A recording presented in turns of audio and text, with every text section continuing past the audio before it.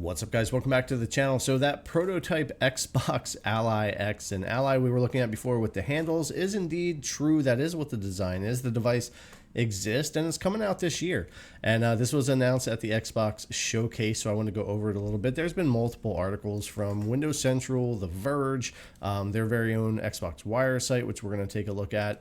But there's a lot of stuff you can get information on already, and they're talking about the software and how that's working with Windows because there's been some changes there and that stuff. So I want to get in and take a look, and we'll go over the Xbox Wire article here and just learn more about these two devices that we have with Xbox and ROG partnering up for an Ally X and an Ally version of this Xbox branded handheld.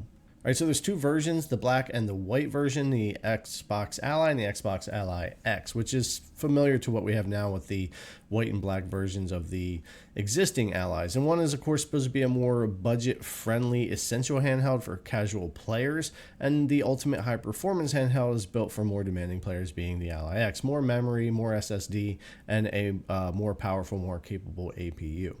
Both handhelds allow players to play natively, via the cloud, or remotely with their Xbox console in another room, which of course you can currently do all of that with a Windows handheld now, but it should be easier from what we're seeing here. So we'll continue on with this one.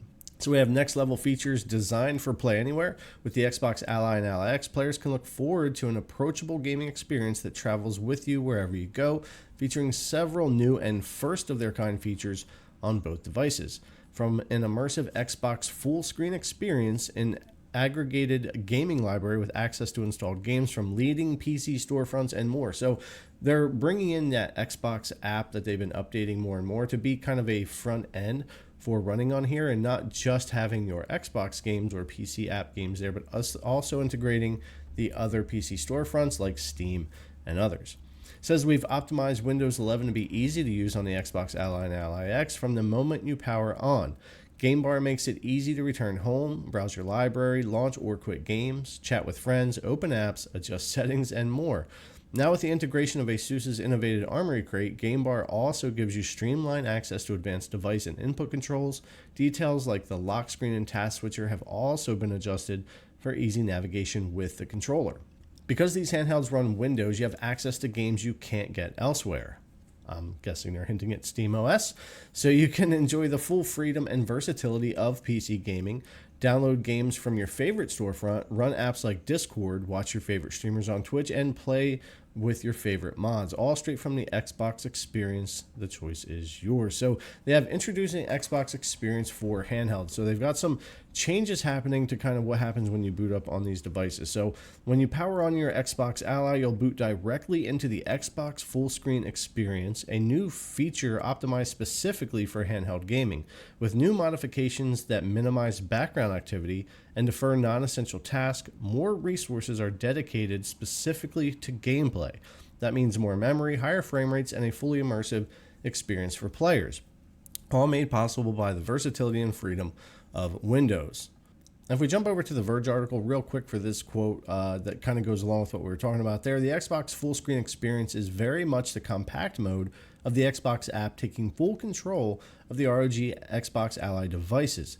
Instead of the familiar Windows desktop and taskbar, when the player boots into the full screen experience, there's a whole bunch of Windows stuff that doesn't get loaded. We're not loading the desktop wallpaper, the taskbar, or a bunch of processes that are really designed around productivity scenarios for Windows. So that kind of goes along with what we were talking about here with the Xbox full screen experience on the Xbox Wire article. And this is something a lot of us have been talking about a lot. There has to be a way for Microsoft to make it to where if you're not in desktop mode, that we could be in some kind of other mode where it just doesn't load everything, gives us more resources and frees things up, which is going to help tremendously potentially here with this change. And hopefully it'll come to more devices than just these two, but I'm sure this is kind of where the jumping off point is at for them. But yeah, really nice to see this here. It's kind of more than what I was expecting.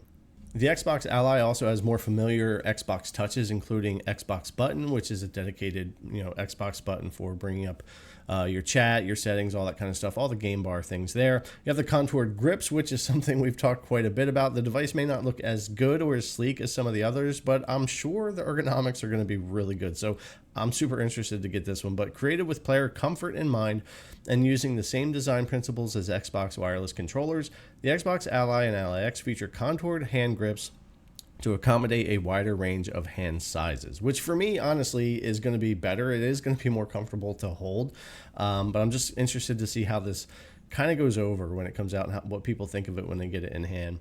Accessibility features, Game Bar and Xbox app have also been optimized for handheld use, bringing along familiar accessibility features from Xbox consoles and Windows PCs, with much more to come in the future. All right, both handhelds run on AMD processors that deliver premium gaming performance, immersive visuals, and more. And then we've got the two models here. Of course, the Xbox Ally offers great value for anyone looking to take their favorite games wherever they want to play, whether it's Expedition 33, Gears of War, so on and so forth. It's powered by the AMD Ryzen Z2A processor, balancing performance and power consumption to maximize battery life without sacrificing gameplay. And again, this is the 16GB, 512GB SSD model. And the Z2A, I believe, is, of course, based more off something like a Z1 Extreme, if I'm remembering right on that. And then the Ally X offers more for players looking to get the best level of performance and visual settings from their favorite games on a handheld. It features the AMD Ryzen AI Z2 Extreme processor, allowing us to power the latest AI features as they are introduced. Double the storage to have more native games at your fingertips, and 24GB of high-speed RAM for more demanding games. The Xbox Ally X also features impulse triggers for more immersive play. So the 24GB RAM is fine. For me, you can have 8 for VRAM, 16 for your system, and for the most part, that's going to carry you through the kind of handheld experience for most games without any kind of problem. The 16 gigs on the other one can be a little bit shy, but again, that's targeted more at playing easier to run games, less VRAM demanding games, and system RAM demand, and all of that. So, and again, they're also supposed to be freeing up resources with this Xbox full screen experience and the updates to the Xbox app. So it's going to be interesting to get in and see how this all actually pans out when we have this in hand. Now, there's a bunch more specs and stuff you can go through on the website, and I'll throw a link in the description if you want to go check all of this out. But the one main thing here I will say is this is still the 7-inch 1080p 120 hertz VRR screen. So it's still very small as far as screens go for me.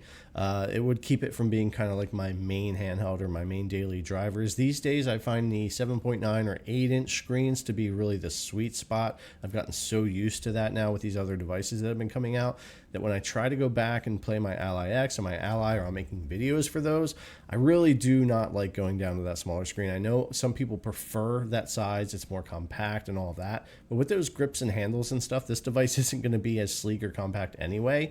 And yeah, I kind of was hoping for a larger screen there. But when I was just kind of looking through, that was one of kind of the bigger things for me as a takeaway. 80 watt hour battery still for the Ally X, and 60 for the Xbox Ally is fine. But yeah, it's that screen size. I was hoping that they would bump that up a little bit. I think that's pretty much going to wrap it up for now. I'm sure there's going to be a lot more to get into with these, but that's it. We finally have the announcement for the ROG Xbox partnered Ally and Ally X devices, and it's going to be really interesting for me with these.